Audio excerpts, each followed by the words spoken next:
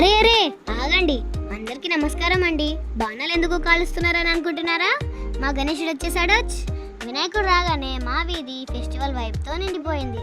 శ్రీ గణపయ్యకి స్వాగతం పలుకుతున్న క్షణమే పండుగలా మొదలైంది. ఇలా చూసారా, మేమందరం చిందులేస్తూ మా గణేశుడిని స్వాగతిస్తున్నాం. చూడండి, పిల్లలు పెద్దలు అందరూ ఒకటిగా కలిసి డాన్స్ ఆడుతూ గణపతి బప్ప మోర్య అని జేజేలు పలుకుతున్నారు. ఇలాంటి కలిసి చేరిన క్షణాలు మనకి జ్ఞాపకాలుగా నిలుస్తాయి. గణపయ్య మనందరికీ ఆరోగ్యాన్ని, ఆనందాన్ని, విజయాన్ని ప్రసాదించాలని కోరుకుందాం. ఇలా చూసారా, మా వినాయకుడిని మండపంలో పెడుతున్నారు. మా వినాయకుడిని చూడాలని అనుకుంటున్నారా అండి? వస్తానండి, నెక్స్ట్ వీడియోలో చూపిస్తా.